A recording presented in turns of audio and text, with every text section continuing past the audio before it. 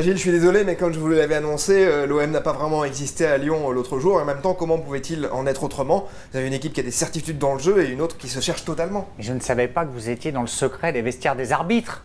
Si Marseille avait été battu à la régulière, j'aurais été le premier à reconnaître mon erreur. Mais là, il n'y a pas but. Ce résultat n'est pas valable. Marseille n'est pas dernier. Tout cela est virtuel. Encore une fois, cette Ligue 1 est faussée. Il y a un léger doute sur le premier but, mais vous êtes d'accord que sur une saison, ça s'équilibre. De toute façon, c'est ce que tous les entraîneurs eux-mêmes admettent, ou quasiment tous les entraîneurs. Et en tout cas, le plus important, c'est que sur le jeu, il y avait une équipe qui avait des certitudes. Marseille hésite entre une stratégie défensive et une stratégie offensive. Les joueurs sont perdus, on l'a bien vu. Mais quand tout est organisé pour que vous perdiez, regardez Marseille en ce moment, mais regardez la Ligue 1, la désaffection dans les stades, les affluences sont en baisse, les gens ne viennent plus. On dirait que le résultat est acquis d'avance, comme au cinéma, on connaît la fin du film. Moi, j'en peux plus de ces matchs qui se jouent à des décisions d'arbitrage ou autre. Où est le vrai football là-dedans? Où sont nos valeurs? Mais Gilles, vous avez vu la deuxième mi-temps, il y a eu une occasion, et encore pour Marseille. Marseille n'a pas existé, ce n'est pas à l'arbitre qu'il doit d'avoir perdu ce match-là. En plus, il y a eu 2 buts, je vous le rappelle, le deuxième est incontestable. Comment voulez-vous faire quoi que ce soit avec une équipe qui est aussi perdue? Mais le deuxième, c'est comme la main de Maradona, le deuxième, il découle du premier. Si vous n'encaissez pas le premier, vous êtes toujours à 0-0 à Lyon, Marseille serait resté à 0-0 et comme je vous l'avais annoncé, bon peut-être pas 3 points mais aurait pris 1 point et on ne parlerait peut-être pas de la crise à Marseille. Cette crise elle est virtuelle.